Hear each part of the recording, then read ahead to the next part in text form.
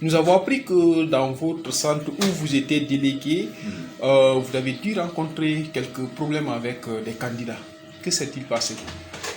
Bon, avec les candidats, pas tellement avec les candidats, seulement à la veille même du début du bac, le mercredi 21 juillet 2021, à 22h45, des individus ont tapé la porte de ma cour, c'est-à-dire le portail.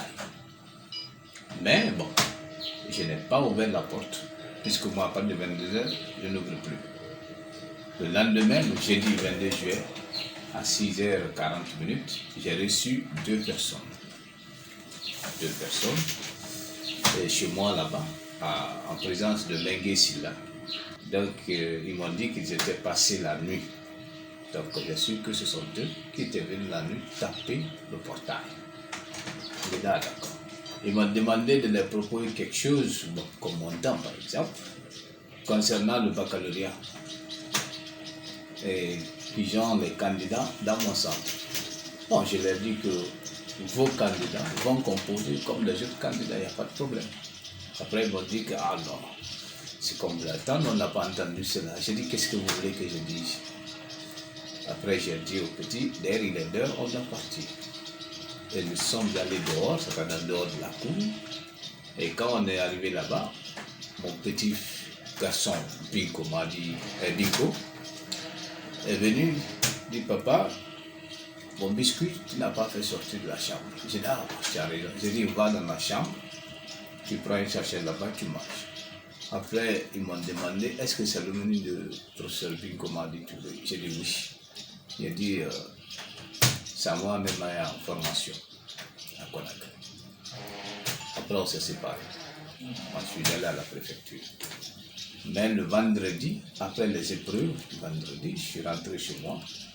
Et à 17h46, j'ai reçu un appel du numéro 662 05 85 36 pour demander d'avoir pitié des candidats car j'ai des enfants.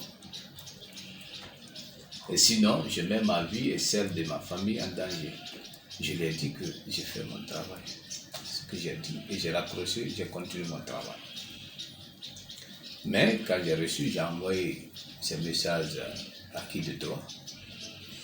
Après, à 1h14, j'ai reçu ce deuxième message qui dit « Salut camarade, j'ai empêché les gens de ne pas brûler ta maison et ta voiture. À toi de voir. Demain, on a 3 matières. Ta femme en formation est déjà ciblée à Conakry. Et ton fils. » Après, à 1h21, je reçois un troisième message qui dit que si tu veux, informe le DPE ou l'inspecteur, mais l'essentiel c'est toi. De libérer les enfants demain, c'est-à-dire samedi, de les laisser copier. Si même après un mois tu verras. Donc si je ne facilite pas les choses aux candidats le samedi, et quel que soit le temps, ça, je vais rencontrer. Donc, après avoir lu les messages, j'ai constaté aussi, j'ai senti l'odeur du gasoil dans la maison. Pour moi, il y a eu fuite au niveau du gaz du congélateur. Je suis allé vers là-bas, j'ai regardé, mais je n'ai rien vu. C'est ainsi j'ai regardé vers la grande porte, j'ai vu maintenant la trace du feu, la fumée était là. Et je suis sorti par derrière, j'allais voir, effectivement, ils ont mis du gasoil et ils ont mis du feu dessus. Et j'ai regardé par où ils sont passés. Après, j'ai regardé, j'ai vu, ils ont escaladé le mur. Ils ont même fait descendre quelques briques de la première rangée du mur. Et après, à 6h40, j'ai appelé le recteur pour lui dire que bon, j'ai été attaqué la nuit. J'ai dit, vous pouvez passer voir. Après, il est venu, on a constaté, on a pris les images. Nous sommes allés à la préfecture, comme d'habitude, d'aller prendre les sujets du jour. Et on a informé le docteur. Et moi, j'ai continué au centre. Voilà, c'est comme ça s'est passé. Et est-ce que jusque maintenant, vous sentez la menace? Oui, mais oui, on sent la menace. Parce que si on dit que, même si après un mois, ben, je ne sais pas comment ils ont écrit, si même après un mois tu verras, ça veut dire que la menace est toujours là. Vous avez connu celui qui vous menaçait? Il s'est identifié? Bon, il ne s'est pas identifié, mais je vais engager une procédure judiciaire contre ceux qui étaient venus. Ok. Voilà.